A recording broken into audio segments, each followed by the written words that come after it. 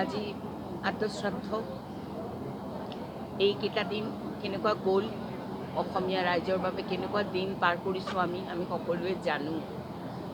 কিন্তু আজিৰ পৰা কি জাতিটোৱে এটা সংকল্প ল'বনে যে জুবিনৰ সকলো সৃষ্টিক, তাৰ সকলো আদৰ্শক আমি জীয়াই ৰাখিম সুন্দৰকৈ সুস্থভাৱে। সেইটো হ'ব আমাৰ আটাইতকৈ প্ৰয়োজনীয় কথা আজিৰ দিনত। যিখিনি অপূৰণীয় ক্ষতি হ'ল সেয়াটো আমি পূৰাব নোৱাৰোঁ, আৰু এটা জুবিন নহয়, নাহে।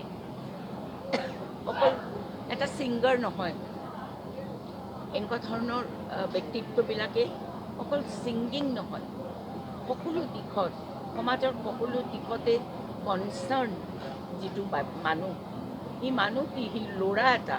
আমাৰতো পুত্ৰ সম, মোৰ পুত্ৰ মোতকৈ তাতকৈ ডাঙৰ।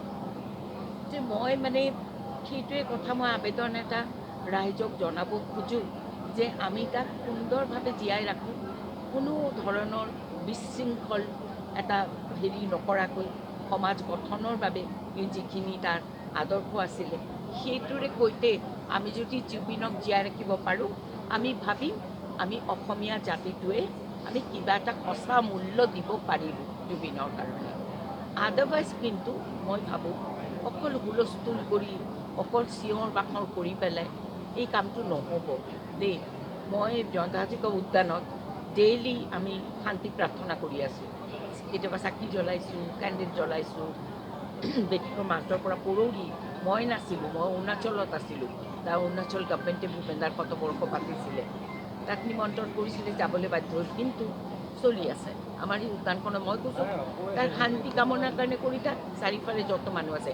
গণ্ডগোল কিন্তু ইয়াত নহ'ব। এটা দলে গণ্ডগোল কৰিলে মই গম পালোঁ, গ্ৰেপ্তাৰ হ'ল, ঠিকে আছে, মই বেয়া পোৱা নাই এই কথাটো। কিন্তু তাৰ আদৰ্শটো জীয়াই ৰাখিবৰ কাৰণে আমি অকল আমাৰ সংগীতৰ সাংস্কৃতিক মানে দলটোৰ কথা মই কোৱা নাই, প্ৰতিজন ব্যক্তিয়ে কিন্তু এইটো পণ ল'ব লাগিব যে আমি ভালকৈ জীয়াই ৰাখিম। আমাৰ এতিয়া বয়স হৈছে, বহুত বয়স হৈছে। মই তথাপি তাক কৈছিলোঁ, জয়ন্ত হাজৰিকাৰ অপ্ৰকাশিত গানবিলাক তই গা।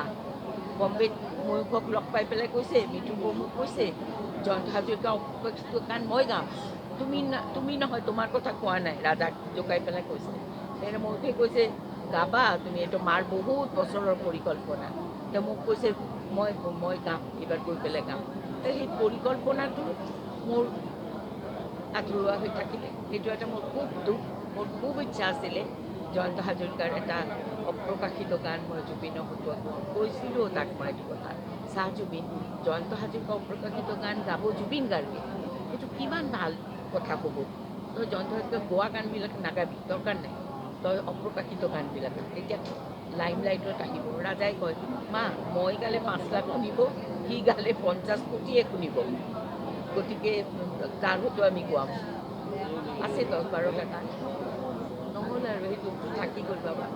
ন্যায়ৰ যুঁজখনত এতিয়া বিভিন্ন কথা ওলাইছে যে জুবিনদাৰ হত্যা হ'ল নেকি, বা বিভিন্ন ধৰণৰ থিয়ৰী ওলাইছে ন্যায়ৰ যিটো হেৰি, সেইটো আইনে কৰিব। আমি আইনক অলপ বিশ্বাসো কৰিব লাগিব, কাৰণ জুবিনক সকলোৱে ভাল পায়তো। আইনৰ পৰা সাৰি যাব নোৱাৰে কোনো মানুহ, মই ভাবোঁ দেই। এইটো অকণমান হয়তো লেহেমীয়া গতি হ'ব পাৰে, কাৰণ আইনৰ এটা প্ৰট'কল আছে, সেইমতে যাব। তাৰ কাৰণে মই কিন্তু ভাবিছোঁ, আৰু আমাৰ চৰকাৰে যিটো ছাপোৰ্ট দিছে দেই, আমাৰ মুখ্যমন্ত্ৰী ডাঙৰীয়াই যিটো ছাপোৰ্ট দিছে, মই ভাবোঁ সেইটোৰ পৰা সাৰি যাব নোৱাৰে, কোনেও নোৱাৰে। কাৰণ নেগলিজেঞ্চ হৈছে, ডেফিনেটলি হৈছে। এনেকুৱা এটা ব্যক্তিত্ব, এনেকুৱা এটা মানে হিয়াৰ আমঠু যিটো ল'ৰা, তাৰ কাৰণে এই নেগলিজেঞ্চটো হ'ল কিয়? মইতো হতবাক হৈছোঁ।